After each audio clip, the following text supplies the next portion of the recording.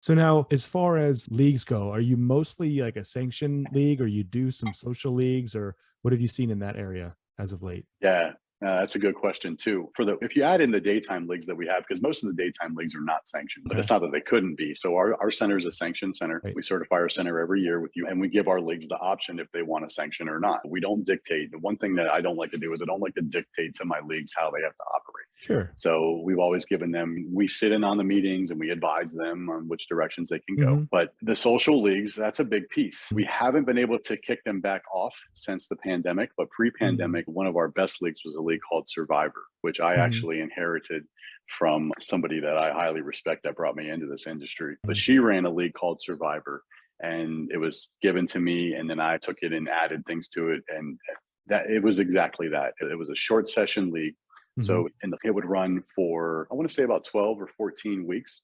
And we Okay. would run it from like late August all the way up until Thanksgiving. And then we would take Thanksgiving and the holidays off. And then we would kick it back off in January and run it into late April or early May. Yeah. And you don't have enough time in your podcast for me to explain it to you, but the easiest way I'll tell you is just because you have the most points in the league doesn't mean you're going to win the league. Because Okay. just like the show Survivor, a team gets voted off every week. Oh, And then cool. so you keep bowling, and then there's Yeah. a reinstatement challenge so you can get back in. And there's Interesting. team versus team challenges, there's individual challenges, the individual jackpot. I mean, Yeah.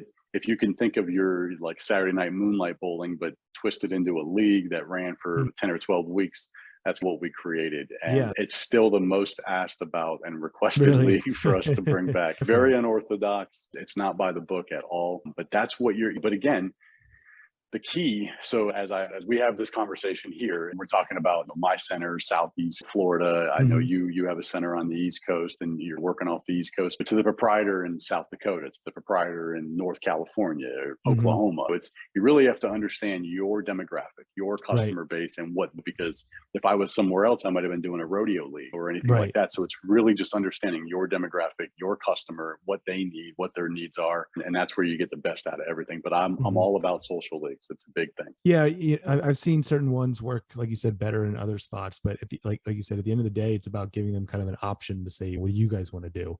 And then having a spot to do that. Because that is the one thing, the flexibility is nice, the shorter time frame that you're only committing to 12 to 15 weeks rather than 30.